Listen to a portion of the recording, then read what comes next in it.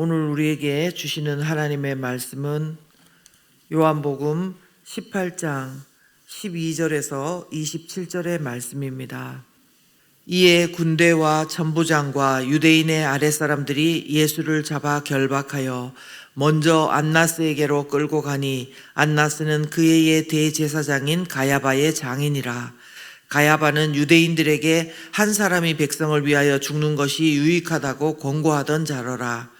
시몬 베드로와 또 다른 제자 한 사람이 예수를 따르니 이 제자는 대제사장과 아는 사람이라.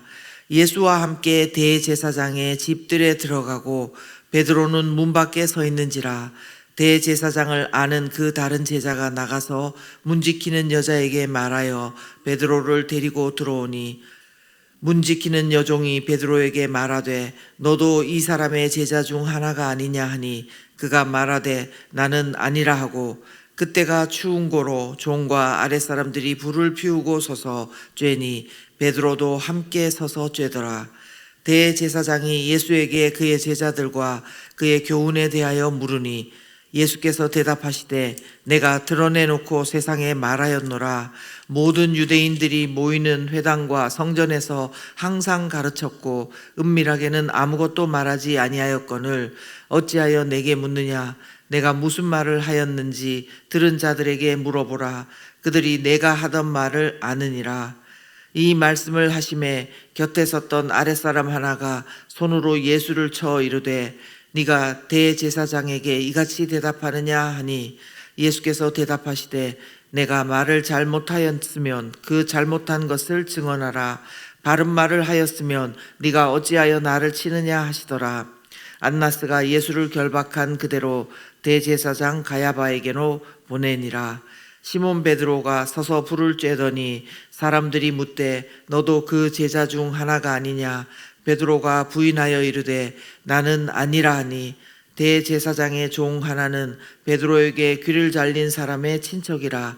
이르되 네가 그 사람과 함께 동산에 있는 것을 내가 보지 아니하였느냐. 이에 베드로가 또 부인하니 곧 닭이 울더라.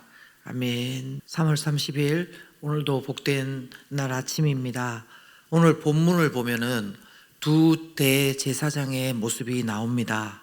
한 명은요, 당시 현 대제사장인 가야바의 장인이고 또 퇴직한 전임 대제사장이고 여전한 유대의 종교적인 실세인 안나스 대제사장이 나오고요. 또 한 분은 안나스의 집에 결박당하여 죄인으로 끌려온 온 인류의 큰 대제사장 예수님입니다. 안나스 대제사장과 큰 대제사장인 예수님의 대조되는 모습들을 조금 더 자세히 살펴보겠습니다.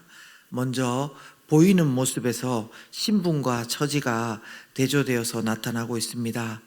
학자들에 의하면요, 안나스는 AD 6년에 로마 총독 구레뇨에 의해서 임명이 되었다고 합니다.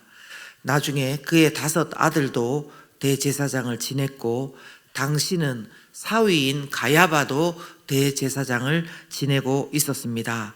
이처럼 그는 로마의 힘을 입고 종교적인 권세와 부를 가진 권력형 대제사장이었습니다. 그런데 오늘 본문에 나타난 예수님의 모습은 어떻습니까? 12절 말씀 함께 보겠습니다. 이에 군대와 천부장과 유대인의 아랫사람들이 예수를 잡아 결박해서 안나스에게로 끌고 가니. 그렇습니다.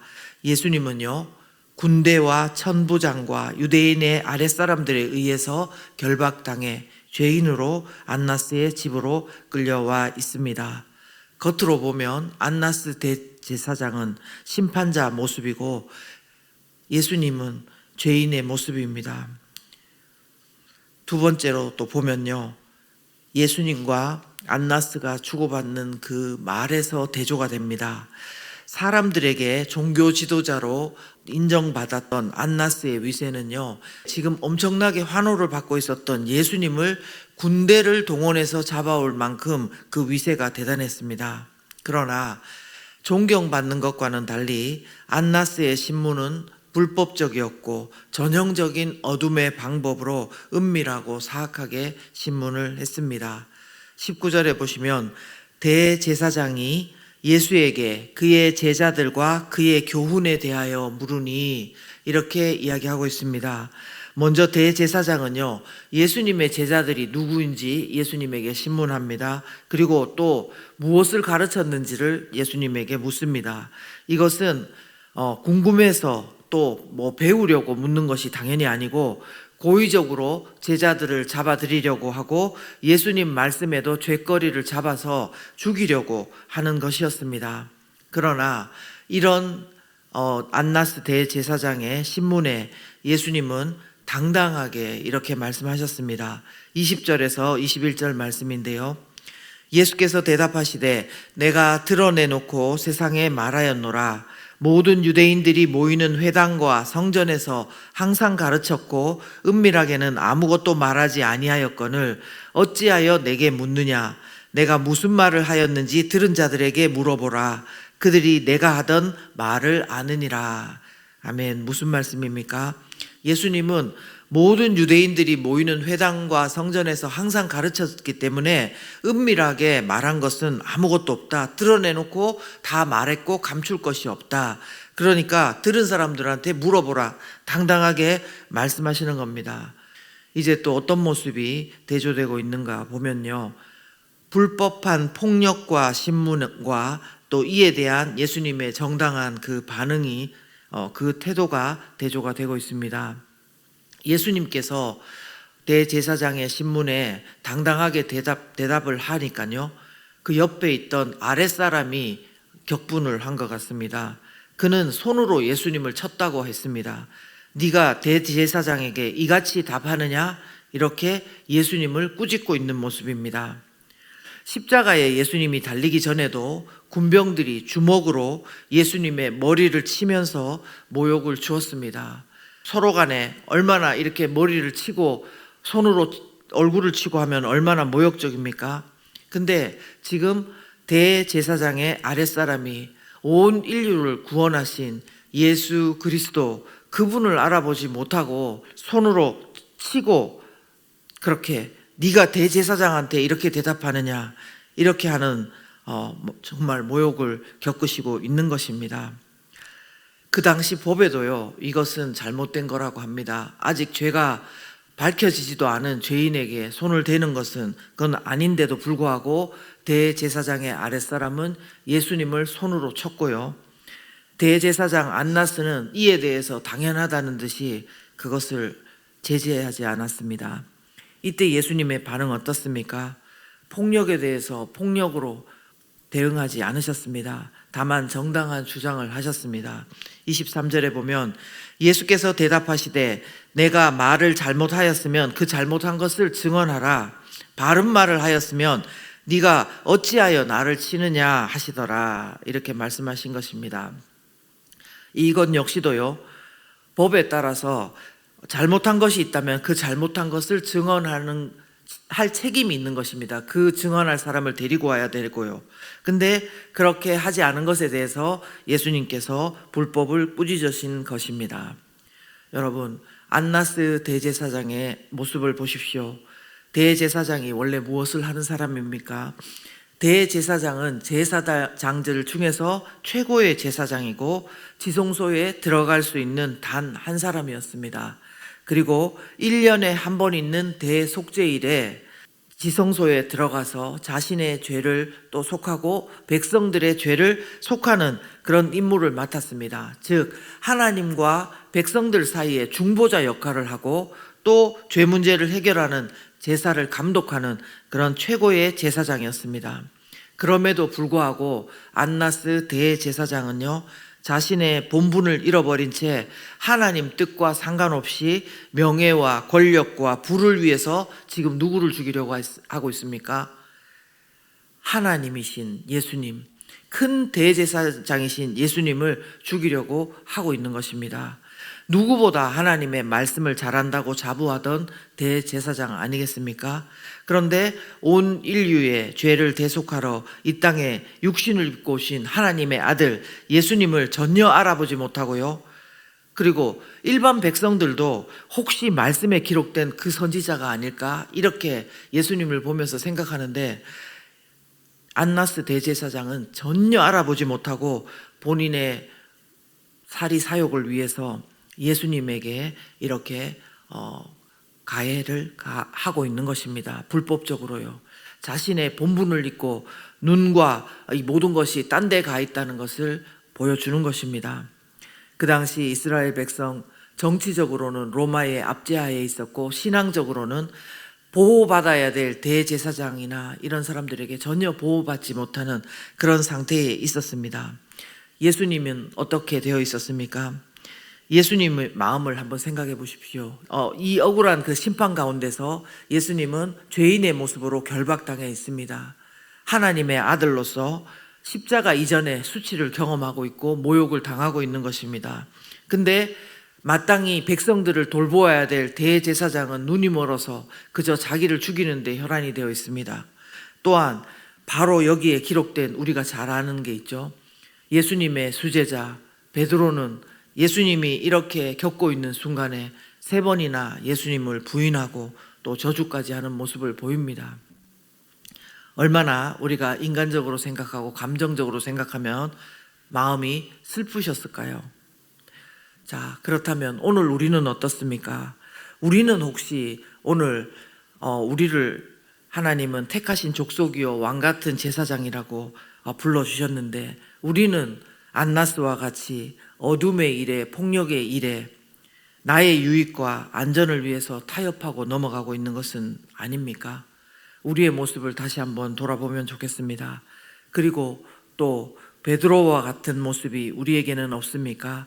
주님, 제가 이렇게 주님을 따르겠습니다 이렇게 했지만 우리가 우리의 모습을 보면 우리의 즐거움을 따라, 우리의 또 안전을 따라, 우리의 재미있는 것을 따라 그렇게 또 주님을 배신하고 있는 것은 아닙니까? 주님을 슬프게 해드리고 있는 것은 아닙니까? 무엇보다도요, 우리가요 기억해야 될 것은 무엇이냐면은, 우리가 행동을 어떻게 하고 있냐 그걸 떠나서 지금 그렇게 하면서 예수님이 내 안에 거하시면서 친밀한 교제를 나누시는 것을 우리가 막고 그렇게 하고 있는 것은 아닌지요.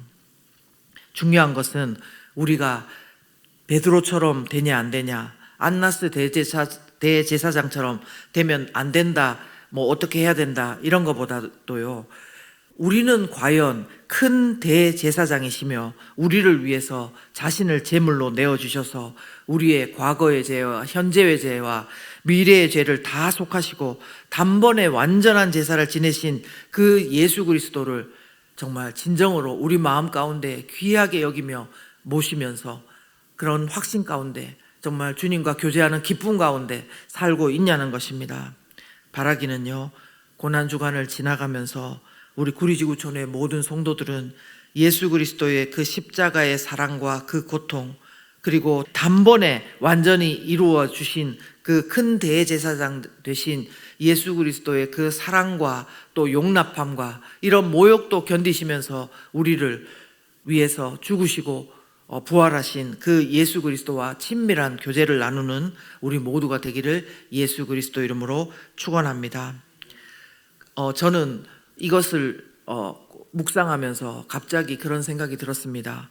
그렇다면 지금 그 제사장의 가문들은 유대에서 어떻게 되어 있을까, 그런 생각이 들었습니다. 그런데 자세히 찾아보니까요, AD 그러니까 70년 예루살렘 성전이 파괴된 후에는요, 대제사장들과 제사장들은 할 일이 없어졌어요. 그래서 다 없어진 거예요. 다만 제사장 가문이라는 것만, 혈통적인 것만 남아가지고 뭐 기도할 때 제사장 가문입니다 라든지 이런 식으로만 한다는 것입니다.